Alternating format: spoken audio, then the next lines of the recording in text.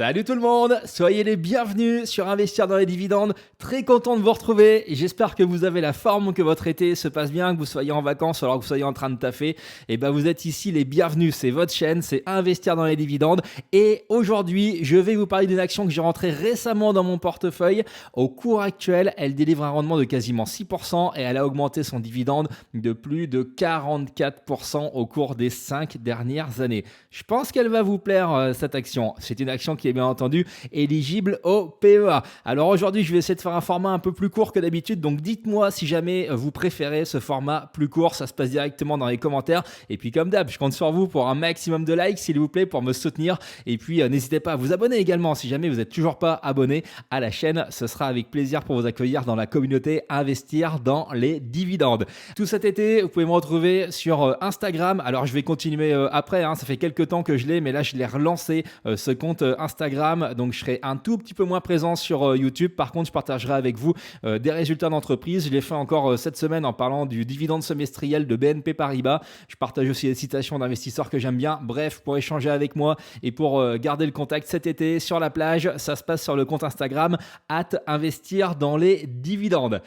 Je vais vous parler de cette action dans un instant, mais comme d'hab, sachez que je ne suis pas conseiller financier et que mon avis exprimé dans cette vidéo ne représente pas un conseil d'investissement. Important, faites vos propres recherches avant de décider d'investir ou pas. Et puis bien entendu, comme je vous l'ai dit, je suis actionnaire de la société qui est mentionnée dans cette vidéo. Alors aujourd'hui, on va parler d'un acteur de la chimie. Alors la chimie, ça n'a pas toujours bonne presse, forcément. Il y a quand même de la pollution au niveau de la chimie, mais pourtant c'est une industrie qui est indispensable dans l'activité économique, puisqu'on dit toujours que la chimie, c'est l'industrie des industries. C'est eux qui produisent les matières premières qui sont utilisées par tout un tas d'industries pour fabriquer après leurs produits. Et aujourd'hui, on va parler d'un acteur français. Pourquoi je me suis intéressé à la chimie? C'est notamment parce qu'il y a un gros trend, là où vous voyez les projections de vente entre 2020 et 2030 du secteur de la chimie au niveau mondial. On est sur un accroissement du marché qui devrait passer de 3,5 trillions d'euros à 6,2 trillions. Ça veut dire un marché en croissance sur 10 ans en termes de projection de plus 80%. Et aujourd'hui, je vais vous parler d'Arkema, qui est un spin-off de Total. Je ne sais pas si vous le saviez, certains j'imagine que oui, mais sachez qu'avant, Arkema, ça faisait partie de Total Elf Aquitaine. Et en 2006, ce pôle chimique a été spin-offé, c'est-à-dire a été séparé de Total et introduite en bourse. C'était le jeudi 18 mai 2006. Les actionnaires de Total à l'époque, ils se sont vus remettre en direct des titres Arkema pour 10 actions Total possédées en 2006, juste avant l'introduction d'Arkema. Ils ont eu une action Arkema. Donc certains ont choisi de vendre, d'autres ont choisi de garder Arkema. Et à l'époque, la valorisation d'Arkema était de 1,9 milliard d'euros. Elle a bien augmenté depuis, même si là, ça a reflué ces derniers temps. Mais Arkema n'a pas été un mauvais investissement pour les actionnaires de Total qui ont choisi de garder ce titre à l'époque. En sachant que Arkema, ça faisait 3 ans que ça faisait des pertes, 3 années consécutives de pertes quand Total a décidé de séparer cette branche donc de la chimie pour en faire une nouvelle société et l'introduire en bourse. Et je vous ai mis le code ISIN comme d'hab si jamais vous voulez retrouver facilement chez votre courtier l'action Arkema. Elle est présente dans pas mal d'indices, notamment le CAC Next 20, le CAC Large 60 et elle fait partie également du SBF 120 et au cours actuel, elle délivre un rendement de plus de 5,6%. Alors Arkema, ce qu'il faut savoir, c'est que cette boîte, elle a connu un seul PDG depuis sa création, depuis son IPO, son introduction en bourse en 2006. En l'occurrence, vous l'avez sur l'écran, c'est Thierry Lehenaf. Il y a 21 150 salariés, donc ça c'est les chiffres à fin décembre 2024, avec 57% des salariés qui sont en Europe et dans le reste du monde, 23% en Asie et 20% en Amérique du Nord. Vous voyez qu'Arkema a une présence dans 55 pays au travers de 157 sites industriels, donc c'est du lourd, c'est du très très lourd, et ils dédient quasiment 3% de leur CA à la R&D. La recherche et le développement, c'est hyper important pour continuer d'innover, d'avoir des nouveaux produits à proposer à vos clients et lutter face à la concurrence. Et on va voir qu'il y en a de la concurrence. En tout cas, Arkema a aujourd'hui 17 centres de R&D et 1800 chercheurs. Intéressons-nous à l'actionnariat d'Arkema. Vous voyez qu'il y a 83% d'institutionnels, Les salariés, et ça j'aime beaucoup quand les salariés sont au capital de l'entreprise et un pourcentage assez intéressant, assez important, 9% du capital d'Arkema, et que les actionnaires individuels possèdent 8%. Arkema, c'est une société qui a beaucoup d'actionnaires individuels à son capital. Maintenant, si jamais on s'intéresse à la répartition géographique, eh bien 45% au niveau de la France. Quand on additionne avec le reste de l'Europe, ça veut dire que 60% du capital est entre les mains d'Européens. Vous voyez qu'ensuite c'est l'Amérique du Nord avec 26%, le Royaume-Uni avec 12% et le reste du monde 2% du capital d'Arkema. Alors, Arkema a beaucoup bougé depuis son introduction en bourse en 2006. Puisque vous voyez à l'époque, au niveau des matériaux de spécialité ou tout ce qui est intermédiaire, eh bien en fait c'était du 50-50 au niveau de la répartition sur le chiffre d'affaires. C'était un groupe qui était très européen en majorité avec 58% et 25% au niveau de l'Amérique du Nord et pas très présent en Asie. Et vous voyez qu'au fur et à mesure, la stratégie d'Arkema, ça a été de se tourner vers les matériaux de spécialité qui normalement apportent plus de croissance et plus de marge. Et donc vous voyez déjà le gap entre 2006 et 2012 et à 2022, 91% du chiffre d'affaires est réalisé via les matériaux de spécialité. Et vous voyez que l'empreinte géographique a été complètement rebalancée avec l'Europe qui ne pèse plus que 33%, en tout cas c'était en 2022, du chiffre d'affaires, 35% pour l'Amérique du Nord et 28% pour l'Asie et 4% pour le reste du monde. Alors, comment Arkema a réussi justement à bouger vers les matériaux de spécialité? Eh bien, ils ont fait beaucoup de ventes, beaucoup de désinvestissements en vendant pas mal d'activités qui n'étaient plus core business pour eux et en faisant beaucoup d'acquisitions. Alors, vous voyez, là, ils ont remis toute la timeline de 2007 jusqu'en 2023. Vous voyez, ils ont fait 20 ventes et 26 acquisitions. Alors, ce qui est très intéressant, c'est que les ventes, ils les ont faites à une valeur moyenne, donc valeur d'entreprise sur EBITDA, de 9,6 fois.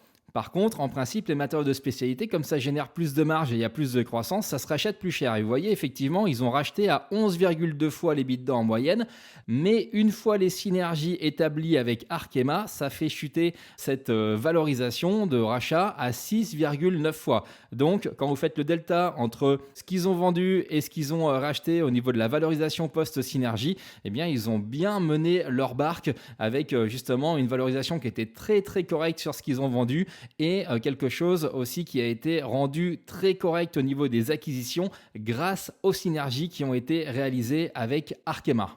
L'ensemble de ces mouvements se sont bien vus au niveau des performances financières. Ce que vous voyez sur la période 2006-2011, on était globalement sur du 5,7 milliards d'euros de chiffre d'affaires et seulement 0,6 milliards, c'est-à-dire 600 millions d'EBITDA avec une marge donc aux alentours des 10, 11, 12%. Et vous voyez que progressivement, ces chiffres-là se sont améliorés avec un EBITDA qui a quasiment triplé pour atterrir à 1,6 milliard sur la période 2018-2023.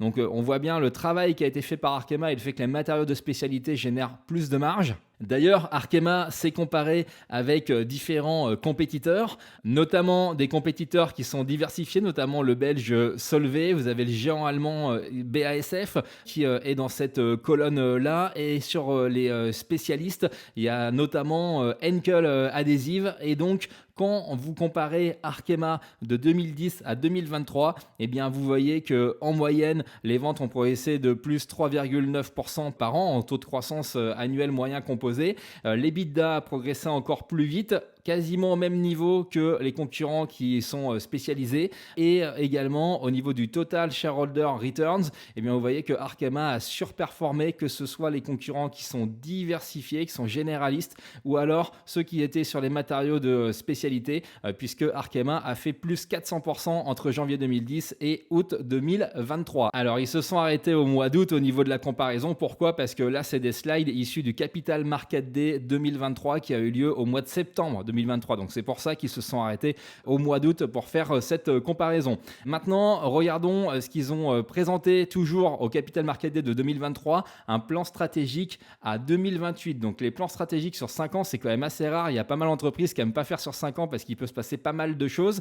Vous voyez au niveau de l'image, quand je vous dis que la chimie est vraiment partout, si jamais vous faites du running, si vous avez des pompes de running chez vous, eh bien il y a une très très forte chance pour que vous ayez des produits Arkema qui soient dans les semelles de vos chaussures. Donc la chimie est vraiment partout. Quand je vous dis que c'est l'industrie des industries, ça sert sur plein d'objets du quotidien et vous avez tous, et j'ai aussi chez moi, sans le savoir, énormément de produits qui sont faits à partir de matières premières qui ont été fournies par Arkema. Alors, ils reprennent là également toute la restructuration et toute la timeline depuis 2006. Donc, on voit que l'EBITDA, comme on l'a vu juste avant, a été augmenté de manière très puissante au niveau d'Arkema grâce à la transformation du portefeuille d'activité vers les matériaux de spécialité. Vous voyez, c'est seulement 60% du CA en 2011 et en 2023, c'est supérieur à 90% du CA. Et ce qui projetait du coup entre 2023 et 2028, c'est une accélération de la croissance organique et il misait sur environ plus 7-8% par an de croissance organique de l'EBITDA. Où est-ce que ça doit mener normalement en 2028 ? À 12 milliards d'euros de chiffre d'affaires, une marge d'EBITDA de 18%, avec un accroissement des ventes de plus 4% par an, et donc un EBITDA qui croît quasiment 2 fois plus vite que la croissance des ventes. Et ils font très attention également à garder une discipline financière stricte, avec une dette nette par rapport à l'EBITDA inférieure ou égale à 2. C'est important si jamais ils veulent garder leur notation investment grade, et donc du coup emprunter pas trop cher sur les marchés, et un retour sur les capitaux employés d'environ 10%. Alors cette croissance, ils avaient prévu de la faire avec de la croissance organique et inorganique. Donc là, vous voyez quasiment l'intégralité des dépenses d'investissement, les grosses dépenses ont été faites à la fin 2024 avec beaucoup d'investissements en Asie. Vous voyez, Singapour, China, USA également. Il y a beaucoup moins d'investissements en Europe et les acquisitions, il y en a eu pas mal. Il y a eu notamment aux États-Unis une partie du géant de la chimie qui s'appelle Dow, qui est donc côté à New York. Ça a été racheté en 2024 par Arkema. Et donc, vous voyez, au niveau de l'EBITDA, de la contribution à l'EBITDA sur la croissance entre 2024 et 2028, ce qui prévoyait, c'était globalement 40-50% de la croissance sur les projets en organique et le reste apporté par les acquisitions. Comment ils dépensent leur operating cash flow ? Vous voyez qu'il y a 55% en CAPEX, donc pour les investissements, pour maintenir l'outil existant et également pour faire de la croissance. Des M&A également, donc 2 fois moins que sur la période 2019-2023. Donc il y a eu beaucoup d'investissements et là ça va se calmer. Donc environ 15% donc, de l'operating cash flow qui sera utilisé pour ça. Et environ 30% qui va servir à rémunérer les actionnaires au travers d'un dividende qui normalement est voulu comme étant au moins égal d'une année sur l'autre et si possible en croissance, et également pourquoi pas des share buyback de manière opportuniste, donc des rachats d'actions pour reluer les actionnaires. On passe maintenant au chiffre 2024. Qu'est-ce qui s'est passé en 2024 ? 9,5 milliards d'euros de chiffre d'affaires, une marge d'EBITDA de 16,1%. Beaucoup d'investissements en 2024, mais c'était normalement la dernière grosse année d'investissement avec 761 millions d'euros. Maintenant, ça va se calmer. On va le voir au niveau du free cash flow. Ça a chuté en 2024, mais ça va rebondir en 2025 et quasiment 300 millions d'euros de dépenses en R&D. En 2024, les matériaux de spécialité qui sont composés donc du pôle coating solutions, matériaux avancés et adhésifs ont représenté 92% du chiffre d'affaires. Et vous voyez, au niveau de la répartition, c'est important parce qu'on va en reparler après sur la target en 2028. Vous avez un tiers du CA qui est réalisé en Europe, 35%, donc l'Amérique du Nord est devenue la première région du groupe, et vous avez également l'Asie et le reste du monde donc, qui permettent de compléter ce graphique. Quand je vous disais que la chimie était partout, avait plein de marchés et avait plein d'industries qui sont clientes, là vous voyez la répartition du chiffre d'affaires avec les marchés finaux qui ont été desservis en 2024. 28% du chiffre d'affaires, ça a été dans le secteur bâtiment et construction, suivi de l'industrie à 27%. Donc c'est sûr que la chimie c'est quand même dépendant à la macroéconomie. On va en reparler tout à l'heure dans les facteurs de risque, mais effectivement avec tout ce qui se passe au niveau géopolitique à l'heure actuelle, c'est pas très très bon pour le business, et donc il y a du ralentissement et c'est un peu compliqué pour le secteur de la chimie et c'est pour ça que Arkema d'ailleurs notamment a baissé au niveau de son cours de bourse et que juge que c'est intéressant aujourd'hui de rentrer sur cette action pour le moyen et long terme. Donc 27% pour l'industrie, 21% pour les biens de consommation et électronique. Si vous avez notamment un smartphone pliable, sachez que vous avez normalement des matériaux Arkema qui sont dans l'écran. Alors il n'y a pas que Arkema qui fait ça, mais en tout cas c'est assez probable que vous ayez des matériaux Arkema dans votre poche. Et également tout ce qui est transport et énergie à 12%. Et sur le secteur général très large de la santé, eau et nutrition, ça a représenté 12% du business en 2024. Là je vous ai mis cette slide juste pour regarder et comparer par rapport à 2023. Vous voyez, le chiffre d'affaires a été stable à 30 millions près, donc ce qui n'est rien à l'échelle d'Arkema. L'EBITDA, pareil, a bougé de 30 millions entre 2023 et 2024, mais c'était en positif. Mais ce qui est intéressant, c'est cette courbe-là. Vous voyez, en vert, c'est Arkema, donc avec ses matériaux de spécialité, comparé à ses principaux concurrents, à différents acteurs en tout cas de la chimie, notamment Sika, le Suisse, BASF, l'Allemand. Vous avez toujours Dow, l'Américain, ou encore ScienceCo qui est un spin-off de Solvay et qui est dans les matériaux de spécialité dorénavant. Et bien vous voyez que Arkema en 2022, 2023, 2024, après une année 2021 exceptionnelle, a mieux résisté que ses pairs au niveau du taux de marge d'EBITDA. Il y a le même creux, mais vous voyez que ça reste plus haut que l'ensemble de ses concurrents. Donc Arkema est une société qui est bien gérée. Je vous faisais un petit peu de teasing tout à l'heure, mais vous voyez, la génération de trésorerie, elle est importante sur le flux de trésorerie courant, mais elle a chuté en 2024 parce qu'il y a eu des gros investissements. Il fallait finaliser des projets très importants pour la croissance à moyen terme d'Arkema. Donc moyen terme, c'est 2028 en ce qui concerne Arkema par rapport à leur plan stratégique. Ça va rebondir en 2025. Il y a beaucoup moins d'investissements qui sont prévus. Le gros des investissements sont derrière Arkema, en tout cas au niveau de leur target sur leur plan stratégique. Donc voilà, ça va aller mieux au niveau de ce flux de trésorerie courant en 2025. Le taux de conversion de l'EBITDA en trésorerie opérationnelle s'est établi à 77%, donc au-dessus de l'objectif de 70%. Et comme je vous le disais, voilà, les investissements courants ont été très importants en 2024. Parallèlement, Arkema fait attention par rapport au contexte actuel avec des programmes d'économie qui sont en place. Alors vous voyez, en 2024, il y a eu 55 millions d'économies réalisées, sachant qu'un tiers sont sur des bases de coûts fixes, donc ça c'est inscrit dans le marbre, et 2/3 sur des coûts variables. Et il projette donc à 2028 de faire 250 millions d'économies de coûts. Donc d'un côté, on a le CA qui augmente, en tout cas c'était l'objectif du plan stratégique. De l'autre, on fait des économies structurelles et également sur les coûts variables, et ça permet normalement d'augmenter plus rapidement l'EBITDA, la marge, que le chiffre d'affaires. Pour continuer sa croissance, Arkema a identifié 5 technologies particulièrement attractives et donc ils misent beaucoup dessus. Ils sont de plus en plus présents dans les batteries électriques, donc dans les adhésifs et les résines et les polymères qui sont utilisés donc pour la mobilité électrique et les énergies vertes.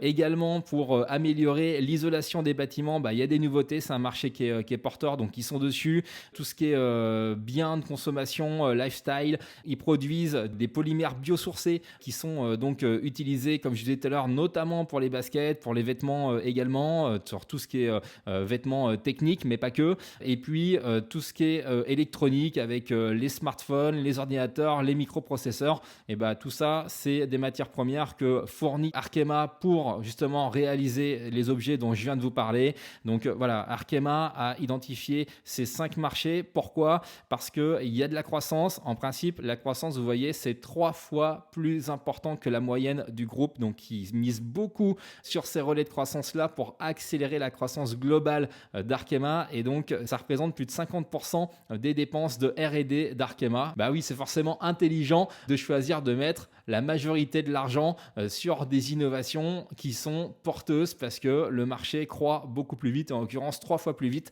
que la croissance globale d'Arkema. Arkema, c'est un groupe qui innove. La preuve, 245 nouvelles de demandes de brevets déposées en 2024, donc plus de 90% qui sont liés au développement durable. Donc Arkema a bien conscience qu'il faut aller vers de la chimie de plus en plus verte, de moins en moins polluante. Et donc c'est sûr que le monde de la chimie n'est pas parfait, mais moi personnellement, plutôt que d'investir dans un chimiste à l'autre bout de la planète qui a peut-être pas des normes écologiques de dingue, qui est peut-être pas aussi regardant, et ben je préfère effectivement investir dans un leader français qui va être beaucoup plus contrôlé, beaucoup plus suivi et qui va faire en sorte d'essayer de polluer le moins possible la planète tout en fournissant justement des matières premières, des matériaux pour l'ensemble des industries et le développement économique. Donc c'est ce que je vous disais au niveau de la R&D, vous voyez, c'est focalisé sur les principaux marchés clés. Et vous voyez qu'au niveau des différents labos, il y en a 7, des labos, en tout cas les centres de R&D, il y en a 7 en Europe, 5 en Amérique du Nord et dorénavant 5 en Asie également. Maintenant, ça c'est très intéressant parce que vous voyez où sont les principaux projets de croissance dans le monde au niveau d'Arkema, sachant que je vous rappelle qu'on vient d'une époque au tout début en 2006 où Arkema était majoritairement présente en Europe. Vous voyez que là, au niveau de tout ce qui est acquisition ou CAPEX, ça se fait sur les 2 gros marchés d'avenir pour la chimie. C'est l'Amérique du Nord avec 2 acquisitions qui ont été faites en 2024 et pas mal d'investissements CAPEX aux USA et également au niveau de l'Asie et du reste du monde, vous voyez, il y a eu une acquisition et du CAPEX au niveau de l'Asie pour augmenter les capacités et donc la vision au niveau du groupe, la vision long terme de la répartition du CA, l'Amérique du Nord devrait continuer à grossir pour représenter 40% du chiffre d'affaires d'Arkema à long terme et l'Asie et le reste du monde deviendraient la 2e région devant l'Europe qui se réduirait à 25%. Un mot rapide sur la santé financière d'Arkema. Au niveau de leur plan, je vous l'avais dit, l'idée est de se maintenir peu ou prou à 2 fois l'EBITDA au niveau de la dette nette. Donc, pour le coup, on y est. On est sur 2,1, donc légèrement au-dessus que la target. Ça s'explique notamment par rapport aux dividendes, le M&A, donc c'est-à-dire les investissements, les rachats, et également un petit peu de share buyback qui a eu lieu. Mais Arkema est bien géré et fait attention à sa dette. Il n'y a pas de sujet là-dessus. Maintenant, je vous l'ai dit, la chimie, ça n'a pas forcément bonne presse, ça a une image d'industrie polluante, mais vous voyez, au niveau des performances RSE, Arkema fait partie des meilleurs de la classe, avec une note B- pour ISS ESG. L'indice EcoVadis, ça fait partie du top 2% Arkema en progression par rapport à 2023. Donc on voit que Arkema fait attention à ça et ils le mettent en avant, comme quoi ils sont quand même plutôt bons élèves, même si on peut toujours s'améliorer et il y a sûrement des choses encore à faire du côté d'Arkema comme chez pas mal de concurrents. Au niveau de la projection du chiffre d'affaires 2025, ils mettent en avant le fait que le contexte macroéconomique reste incertain et marqué par une demande qui est faible depuis le début de l'année. Il y a une croissance de l'EBITDA qui est attendue. Le cash flow récurrent, je vous en parlais tout à l'heure, il devrait remonter aux alentours de 600 millions d'euros. Maintenant, ce qu'il faut savoir, c'est qu'au moment où j'enregistre cette vidéo, on est à quelques jours de la publication des résultats du premier semestre 2025. Le premier semestre 2025 d'Arkema sera publié le 31 juillet 2025, le jeudi 31 juillet. À cette occasion, Arkema, je vous l'ai écrit, vous voyez en noir en dessous, risque, à mon sens, de faire un profit warning pour l'ensemble de l'année 2025 en disant qu'ils ne vont pas atteindre l'objectif qui s'était fixé, notamment au niveau de l'EBITDA. Je crains que ce soit ça à cause justement de la demande qui est faible depuis le début de l'année et de tout le bordel géopolitique et donc le contexte macroéconomique qui n'est pas dingue. Donc si jamais c'est ça, et qu'on est en dessous des attentes des analystes, parce que les analystes s'attendent à ce que le S1 soit peut-être pas dingue, on pourrait avoir une baisse assez importante en ce moment. Vous voyez la bourse, on est sur des réactions au niveau de la publication des résultats qui sont assez dingues. Vous avez des actions qui se font déboîter en prenant des moins 10, moins 15 sur la journée. Vous avez d'autres actions quand elles publient bien qui augmentent, mais quand elles augmentent, honnêtement, c'est du plus 5, plus 6, plus 7%. Mais par contre, quand ça déçoit, l'action peut se faire cartonner à moins 10, moins 15. Donc Arkema a déjà bien baissé. Mais faites attention si jamais vous avez l'intention de rentrer sur Arkema. On va en parler tout à l'heure. Je vais vous donner quelques objectifs pour pouvoir rentrer sur l'action si jamais vous le souhaitez. Mais faites attention, ne vous précipitez pas sur l'action Arkema, sachant que le S1 va bientôt être publié. Enfin, quand je dis va bientôt être publié, ça dépend à quel moment vous regardez cette vidéo. Maintenant, je vous ai mis différents risques, en plus du risque de profit warning pour l'année 2025 qui peut arriver là lors de la publication du S1. Il y a d'autres types de risques. Il y a un risque au niveau du plan stratégique 2028. Il pourrait très bien dire, bah non, par rapport au contexte actuel, on vous avait annoncé des choses fin 2023, on avait fait les targets fin 2028, et là aujourd'hui, eh bien, on ne pourra pas atteindre les objectifs du plan stratégique 2028. On ne pourra pas atteindre les 12 milliards de ventes, on ne pourra pas atteindre les 18% de marge d'EBITDA qui étaient prévus. Donc ça, sachez que c'est un risque, effectivement. Vous avez un autre risque également, c'est, je vous en ai parlé rapidement tout à l'heure, c'est la concurrence chinoise qui fait du dumping au niveau des tarifs.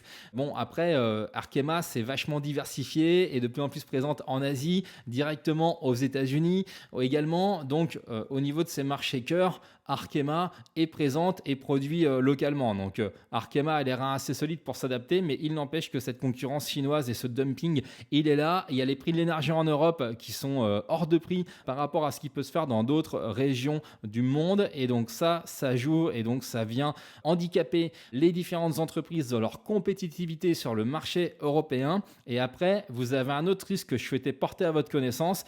Vous avez sûrement entendu parler des PFAS, donc ce qu'on appelle les polluants éternels. Eh bien, vous avez des associations qui ont porté plainte contre Arkema en France par rapport à son usine qui se situe en Rhône-Alpes. Arkema dit qu'ils ont respecté la réglementation et qu'ils n'ont rien à se reprocher. Mais demain, si jamais Arkema était condamné, il y aurait des impacts au niveau financier notamment. Donc voilà, il faut que vous l'ayez en tête quand même.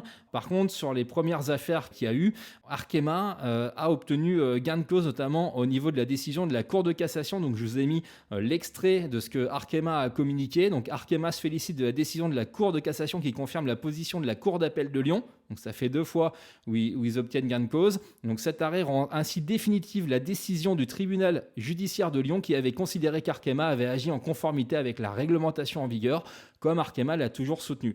Donc voilà, c'est peut-être pas complètement terminé cette histoire-là, donc faites attention là-dessus. Moi, j'en ai tenu compte au niveau de mon investissement pour éviter de me surexposer à Arkema, en sachant qu'il y a eu aussi ça aux États-Unis et qu'aux États-Unis, Arkema, ça se fait souvent quand même aux États-Unis, on ne reconnaît pas sa culpabilité, mais pour éviter des poursuites qui peuvent être complètement disproportionnées, eh bien, on fait des accords avec les autorités locales. Et donc, Arkema a conclu un accord, c'était en 2024, de plus de 100 millions de dollars pour régler un litige sur les polluants éternels aux États-Unis.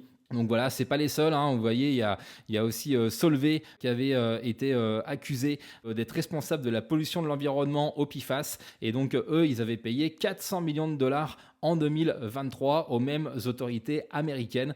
Donc voilà, il faut l'avoir en tête quand même au niveau de ce sujet qui touche l'industrie chimique actuellement. Parlons maintenant de l'historique des dividendes versés depuis son introduction en bourse. Vous voyez, on est globalement sur une hausse du dividende au fur et à mesure des années. Alors vous avez des fois des périodes, alors là au début quand ils sont introduits en bourse, ça a été un peu compliqué. Je vous l'ai dit, ils sortaient de 3 ans de pertes quand ils ont été séparés de l'entreprise Total et introduits en bourse. Et donc 2007, 2008, 2009, en plus ils se sont pris la crise financière, donc ça a été très compliqué au niveau du contexte macroéconomique. Donc on a un dividende qui a baissé les premières années, après grosse augmentation, une certaine phase de stabilisation entre 2012 et 2015. La croissance a repris. Ensuite, vous avez eu le Covid, ce qui fait qu'au titre de l'année 2019, eh bien, le dividende avait été abaissé. Il n'avait pas été coupé, mais il avait été abaissé. Et après, on est reparti sur une forte croissance au cours des 5 dernières années. D'ailleurs, j'ai zoomé là-dessus en prenant cette slide-là. Vous voyez, en 2020, le dividende avait été abaissé à 2,50 €. Augmenté à 3 euros, donc grosse augmentation entre 2020 et 2021. Idem entre 2021 et 2022. Et depuis 2022, on est sur des hausses qui sont de 10 centimes par action. Donc, ce n'est pas les hausses les plus dingues qu'on a connues, mais on est dans un environnement de marché qui est un peu plus compliqué pour la chimie, comme je vous l'ai dit. Donc là, on était sur des hausses entre 2022 et 2023. Si on fait 3,50 divisé par 3,40, c'était 2,9% de hausse. Et 3,60 divisé par 3,50, eh bien, on est à 2,85% de hausse au titre de l'année 2024, dividende qui a été versé en 2025. Mais en moyenne, sur la période 2020-2024, ça donne du plus de 10% par an. Donc on est sur un dividende qui arrive à bien croître dans le temps. Donc là, on est quand même sur une période qui est un peu compliquée pour l'industrie de la chimie et également du coup pour Arkema par ricochet. Mais Arkema arrive à continuer à faire croître son dividende. Donc vous voyez, ils ont une politique d'augmentation régulière du dividende. Donc quand ça rebondira, je pense qu'on pourrait avoir des hausses de dividendes assez sympathiques dans les années à venir, à partir du moment où le contexte macroéconomique global ne se détériore pas plus et même commence à s'améliorer. Mais ça, malheureusement, personne ne sait ce que ça va donner à ce niveau-là. En tout cas, ils sont très vigilants sur le dividende et veulent l'augmenter de manière régulière. Si on regarde le payout ratio, le dividende par action 2024 versus 2025, 3,60 € en légère progression comme je vous l'ai dit. Si on regarde par rapport au bénéfice par action net courant, 8,23 €, légère baisse par rapport à 2023. Et si on regarde le free cash flow par action, comme je vous l'ai dit, le free cash flow avait pris un coup quand même dans l'aile en 2024. On est sur 4,71 € versus 8,22 € en 2023. Donc le creux au niveau du free cash flow. Maintenant, si on regarde le payout ratio par rapport au résultat net courant, on est sur 44%. Et au niveau du free cash flow, là pour le coup, c'est bien plus important, puisque si vous faites 3,60 € divisé par 4,71 € de free cash flow par action, on est sur 76% du free cash flow qui est reversé aux actionnaires, mais encore une fois, c'est conjoncturel. Normalement, ça va rebondir et on sera sur un payout ratio par rapport au free cash flow qui sera bien plus tenable dans le temps. En tout cas, en 2026 au titre des résultats 2025. Et au cours actuel, au moment où je tourne cette vidéo, le cours de clôture du 26 juillet 2025, c'est 64,60 €. Et bien le dividende génère un rendement de 5,57%. Alors, j'ai commencé à acheter du Arkema il y a quelques mois et j'ai renforcé au mois de juin quand l'action a continué de baisser, ce qui fait qu'aujourd'hui j'ai un PRU, un prix de revient unitaire supérieur au cours de bourse actuel à 66,57 €. J'ai 150 actions dans mon portefeuille, ça veut dire que j'ai investi quasiment 10 000 € sur Arkema et moi ça me fait un rendement net sur mon PRU de 5,4%. Je vous avoue que si jamais Arkema n'avait pas cette petite épée de Damoclès au-dessus de la tête par rapport au PFAS, au polluant éternel, j'aurais investi bien plus que ça sur Arkema parce que j'aime bien le business et je trouve que c'est une boîte qui est bien gérée et qui a du potentiel et qui devrait augmenter son dividende, en tout cas continuer à augmenter son dividende au cours des années à venir. Donc je vous ai mis que mon objectif il est atteint en termes d'exposition dans mon portefeuille au niveau d'Arkema, ça me permet d'être exposé et en même temps si jamais il y avait une mauvaise nouvelle sur les polluants éternels, ça me permet, si jamais Arkema se prend une claque par rapport à ça, de ne pas trop en souffrir au niveau de mon portefeuille global. Maintenant, en fonction de la manière dont vont être perçus les résultats du premier semestre 2025, si jamais il y a une grosse baisse sur l'action Arkema, et peut-être que je prendrai le risque de me renforcer et de monter encore un peu plus, peut-être à 200, 225 actions Arkema dans mon PEA pour faire baisser mon PRU et parce que je jugerai que le cours est bien et que ça me fait un bon rendement au niveau du dividende. Et d'ailleurs, on va regarder ce que ça peut donner et sur quel cours on pourrait rentrer sur l'action Arkema. Là, j'ai commencé avec l'historique depuis la cotation d'Arkema. Donc, vous voyez, là, j'ai sélectionné le maximum sur Google Finance. Cette action a quand même chuté aux alentours de 10 € en 2009 au niveau de la crise financière. Donc ceux qui ont acheté à ce prix-là aujourd'hui, ils ont un rendement de taré parce que ça veut dire qu'ils ont 36% de rendement sur PRU. Donc ils chopent chaque année. Si jamais ils ont investi à ce moment-là et qu'ils l'ont gardé, ils chopent 36% de rendement sur PRU. Donc plus d'un tiers de ce qu'ils avaient investi à l'époque, ils le chopent chaque année au niveau des dividendes. Et vous voyez que l'action, au niveau du plus haut historique, ça a dépassé les 132 €. C'était début janvier 2022, après une année 2021 qui avait été historique post-Covid avec la grosse reprise qu'on a connue. Les marges étaient incroyables, étaient montées jusqu'au ciel et derrière, il y a eu de la baisse et d'ailleurs, depuis, on voit bien qu'on est sur un cours de bourse qui a souffert puisque là, je vous ai mis sur 5 ans, donc on voit cette montée au-dessus des 130 € et après, ça a dégringolé. Cette année, le plus bas, c'est 57,30 €, sachant que, vous voyez, moi, je me suis renforcé aux alentours du 20 juin sur des cours de 59-40 €. Donc moi j'étais au-dessus de 70 € au niveau de mon PRU à la base et donc ça m'a permis d'abaisser mon PRU à 66 et quelques comme je vous l'ai montré il y a quelques minutes maintenant. Et si on regarde en year to date, c'est-à-dire depuis le début de l'année, on voit que le premier trimestre s'est bien passé. Après, comme toutes les actions, il y a eu une grosse gamelle suite à Trump avec ces fameux tarifs, ces taxes, ces droits de douane qui ont été déclarés début avril. Donc là on a eu cette baisse là, ça avait rebondi jusqu'à jusqu'à la mi-mai à 70 euros et depuis, c'est compliqué, hein, ça vivote au niveau de l'action Arkema. Ça va entre 60, 59, 60 euros et 64, 65. Donc ça évolue au niveau de cette action-là, à peu près dans ce range-là. Mais on voit bien que le plus haut est quand même assez éloigné, le plus haut des 52 dernières semaines à 88,40 euros. Moi, je pense qu'il y a du potentiel quand même sur Arkema. Alors, on m'a demandé en commentaire lors de ma dernière vidéo pourquoi je parlais pas d'analyse technique, en tout cas si je pouvais en parler. Eh bien, c'est vrai que j'ai pas l'habitude d'en parler vraiment de l'analyse technique parce que c'est pas un truc auquel je fais énormément attention de manière historique, mais comme il y a de plus en plus de personnes qui font attention aux analyses techniques, eh bien, c'est des choses qui, pour moi, des prophéties qui deviennent un peu auto-réalisatrices. Donc, ça ne devient pas inintéressant, effectivement, de regarder sur quel support on peut rentrer à court terme. Donc là, j'ai été sur Zone Bourse, hein, tout simplement, pour vous montrer dans quel range on se situe. Donc là, vous avez un premier point d'entrée potentiel vers les 61,40 euros, un support à 59 euros. Donc, à voir au niveau de la publication du S1 si jamais les résultats sont bien accueillis ou pas. Donc, il y a différents points d'entrée possibles en fonction de la réaction de l'action Arkema. Et si on regarde de manière beaucoup plus dézoomée, depuis le début de la cotation d'Arkema, eh bien, on pourrait, si jamais les résultats étaient mal perçus et qu'en plus le marché boursier était assez volatile sur la journée de publication d'Arkema, donc je vous rappelle qu'elle est le 31 juillet 2025, et peut-être qu'on pourrait avoir un plongeon de l'action Arkema, une baisse en tout cas, assez marquée. Et donc sur le long terme, vous voyez, on a globalement quelque chose à faire peut-être aux alentours des 48-49 euros. Donc moi, c'est peut-être là où je me dirais, tiens, puisque j'ai déjà un PRU à plus de 66 euros et 150 actions Arkema, eh bien, je me renforcerai éventuellement uniquement si jamais on arrive aux alentours des 48,5, 50, 52 euros. Peut-être que c'est là où je me dirais, allez, c'est bon, je vais prendre le risque de compléter un peu ma position Arkema.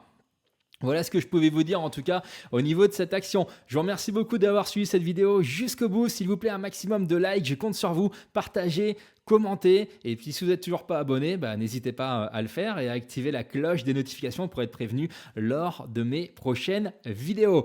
Merci encore. Je vous souhaite une très bonne journée et à très vite sur Investir dans les dividendes. Ciao!